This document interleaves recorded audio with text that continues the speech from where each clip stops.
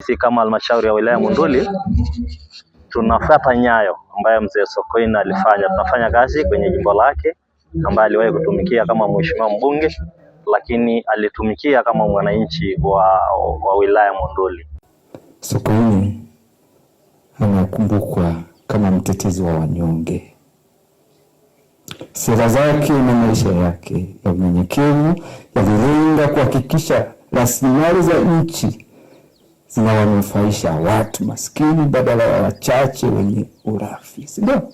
Kushukuru Mungu sana kwa ajili ya maisha ya baba yetu hayati Edward Moringe Sokoine, kwa ajili ya yale mema mazuri tuliyopokea kutoka katika mikono yake na maisha ya utumishi wake katika nchi ya Tanzania. Oldonyo Media, habari karibu nawe. Sokoine anakumbukwa kama mtetezi wa wanyonge.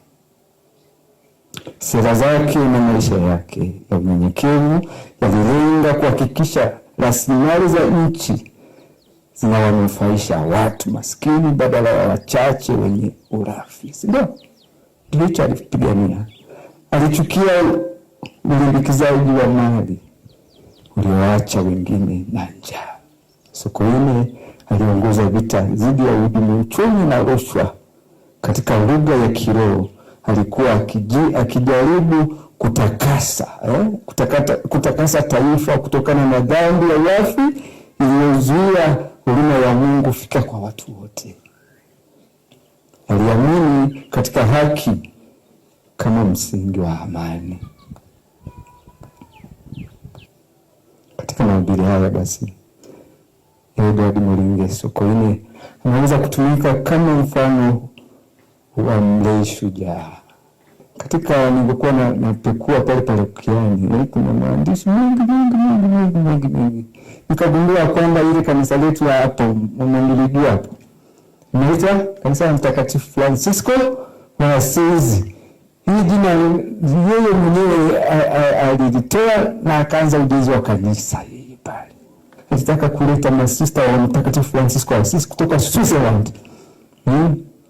Waje wafanye ufugaji, wafundishe wale wenyeji wa pale kufuga kondoo. Najua kama mmeona maaskofu wakuu au baba mtakatifu, wanavaa kile kitu kinaitwa pallium, kina nini hapa. Hizo inatokana na kondoo hao masista wanawafuga. Vitu vya thamani sana. Ni kidogo, mnaweza kuwa na kondoo 20 lakini mkawa mabilionea. Huyu mtetezi wa wanyonge basi aendelee huko alipo, atuombee. Nilikuwa naongea na nani wakati fulani, akaniuliza huyu katika michakato ya kanisa tunaweza kumweka angalau au mwombezi wetu. Kaambia inawezekana, ila kuna mchakato. Tuombe katika ibada hii na ibada nyingine ambazo tunaendelea kuzifanya. Basi kielelezo cha mzee huyu basi kisifutike. Tufanye kila linalowezekana. Tumuombe Mwenyezi Mungu, tuliombe kanisa kwa wale machache ambao walifanya pale Monduli, iwe alama yake ya hata siku moja kumtangaza awe mtakatifu wa Masaini. Amina. Hiyo inakuja tu hivi. Tukiwa tumekaa pamoja tukaomba, tukasali kwa nia hiyo. Hiyo ndio itakuwa zawadi kubwa ambayo tutamtolea Mwenyezi Mungu kwa maisha ya baba yetu huyu mpendwa Edward Moringe Sokoine.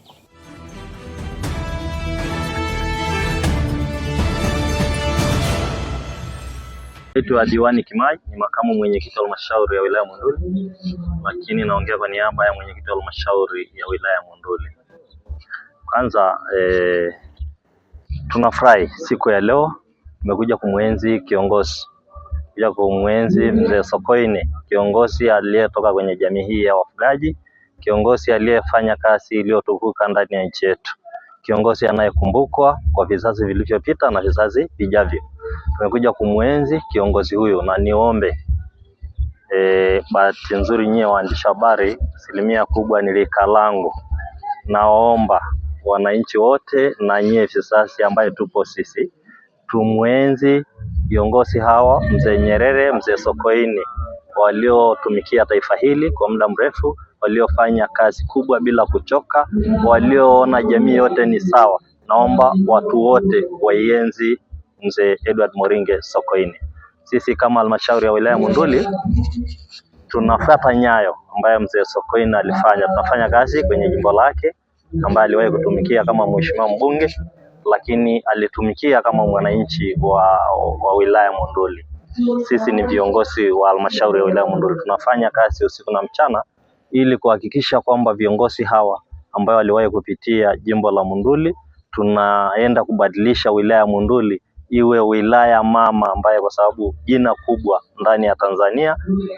Ukisema wilaya Monduli, kila mtu anatamani kufika wilaya Monduli, ambaye majabali wakubwa wa nchi yetu mzee Edward Moringe Sokoine, Edward Lowassa waliwahi kutokea wilaya Monduli, na sisi tunafanya kazi usiku na mchana kwa ajili ya mzee Sokoine, kwa ajili ya viongozi wale ambaye wamewahi kutumikia wilaya yetu ya Monduli. Asante. Naitwa Kipuyo Lembis Marangushi kama nilivyotambulishwa na mjumbe wa kamati kuu ya halmashauri kuu ya CCM Taifa, ndugu wangu Namelo Sokoine. Mungu amenipa neema hiyo ya kutumikia wananchi kwa nafasi ya mkuu wa wilaya. Mimi ni mstaafu, kwa hiyo sitang'ang'ania mic kwa muda mrefu. Najua staafu wanakuwa na tamaa na uchu wa kung'ang'ania mic kwa muda mrefu. Nazungumza kwa muda mfupi sana. Ni mwenyekiti wa taasisi ya kumbukumbu ya hayati Edward Moringe Sokoine, lakini pia msemaji wa familia. Nimesimama kwa niaba ya mkuu wa familia hii, Balozi Joseph Sokoine, balozi wa Tanzania nchini Canada, ambaye hakuweza kushiriki nasi hapa kutokana na mwingiliano wa ratiba. Ili niseme neno la shukurani kwenu ninyi nyote ambao mmepewa neema na Mungu ya kuja kushiriki katika ibada hii ya kumbukizi ya miaka 42 ya hayati baba yetu Edward Moringe Sokoine. Najua swala la muda, tazingatia muda na nitajielekeza kwenye neno la shukrani na sio kuzungumza mambo mengine, kwa sababu wenzangu, wanasiasa wenzangu wameshazungumza na viongozi wenzangu wameshazungumza.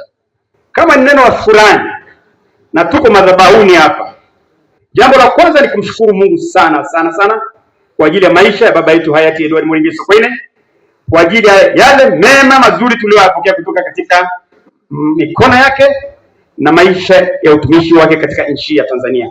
Tunamshukuru Mungu sana. Ni ukweli usiofichika, ni miaka 42 tangu kuitwa katika maisha haya. Tumemuona Mungu sana katika maisha ya familia ambayo ilikuwa imeachwa. Tumeona ukuu wa Mungu katika maisha ya familia. Mungu akionekana katika maisha ya familia hii, akiwabariki kimwili, kiroho na kiafya. Tumemuona Mungu katika maisha ya familia hii, Mungu akiwainua wengine pia. Bwana Yesu asifiwe sana. Na usiposema amina nitamwambia padri aombe juu yako. Kwa hiyo tumemuona Mungu kipekee sana katika familia, akiwalinda, akiwatunza, akiwabariki kimwili, kiroho na kiafya. Kwa hiyo jina la Bwana libarikiwe.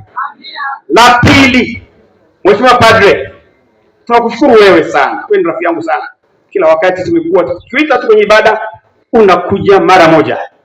Unakuja mara moja, unatusaidia katika ibada hizo za kumbukizi na ibada zingine ambazo zimefanyika katika mji huu. Lakini kipekee leo hakuna sababu ya waandishi wa habari, wanahabari kuuliza habari za hayati Edward Moringe Sokoine. Mheshimiwa Padri, umeeleza vizuri sana sana sana kuhusu habari za hayati Edward Moringe Sokoine, maisha aliyoishi. Alikuwa mzalendo kweli, aliyowapenda watu wake na taifa lake, lakini pia mtu mwenye hofu ya Mungu. Lingine ni shukrani zielekee kwa serikali yetu ya Jamhuri ya Muungano wa Tanzania. Amezungumza vizuri sana manaibu waziri, amezungumza sana mdogo wangu comrade Kiruswa. Serikali katika miaka 42, serikali imekuwa karibu sana na familia. Nakumbuka mwaka juzi Mheshimiwa Rais alitenga muda wake adimu sana, akaja akawa ndio mgeni rasmi katika ibada ya kumbukizi ya miaka 40 katika familia hii. Mchango wa serikali katika familia hii ni mkubwa sana. Kila wakati wamekuwa karibu sana na familia hii. tupelekee salamu kwa Mheshimiwa Rais wetu Dr. Samia Suluhu Hassan. Tunampenda, tunamuombea. Nilikuwa naongea na mama yangu asubuhi leo na Mheshimiwa Balozi pia, akasema niseme nini kwenye neno la shukrani. Asema tunamuombea rais wetu Dr. Samia Suluhu Hassan. Na kwa sababu tuko madhabahuni, salamu za familia ni Wafilipi 4:4-7. Nenda kasome baadaye, mimi sio mhubiri. Labda niseme kidogo kwa ruhusa yako kwa dakika moja. Neno la Mungu linasema furahini katika Bwana siku zote. Jana anasema furahini. Upole wenu ujulikane na watu wote, Bwana yu karibu. Msijisumbue kwa jambo lolote lile, bali katika kila neno kusali, kuomba na kushukuru. Haja zenu zijulikane na Mungu, na amani ya Mungu ambayo inapita akili zote itawahifadhi mioyo yenu na nia zenu katika Kristo Yesu Bwana. Sema amena. Na mwisho ni hiyo ya Zaburi ya 35. Ni Bwana atamlinda na kumtetea rais wetu. Atapigana nao wanaopigana naye, atateta nao wanaoteta nao. Bwana atashika kigao na kigao atampigania. Bwana Yesu asifiwe sana. Tatu, ni washukuru viongozi wote. Wazungu wanasema time is a unique resource. Swala la muda ni rasilimali adimu sana. Dakika moja ikishapita katika maisha yako, huo muda hutakaa tena. Ni washukuru sana viongozi wote. Waheshimiwa viongozi wa CCM, viongozi wa serikali, malaikani na watu wote, kutenga muda wenu na kuja kushiriki katika ibada hii. Hatuna neno zuri la kuweza kusema. Tunawashukuruni sana sana. Mungu awabariki na watawalipa huu muda wenu ambao mmetenga kuja kusikiliza na kushiriki nasi katika ibada hii. Tatu, familia la mwisho kabisa, Mheshimiwa Padre wameandaa chakula na maji. Naomba mara baada ya ibada hii na kwenda kuweka mashada kaburini, MC atatoa utaratibu wa chakula. Naomba msiondoke, tushiriki pamoja. Asanteni sana na Mungu awabariki. Nawashukuruni sana. Nakushukuru sana sana.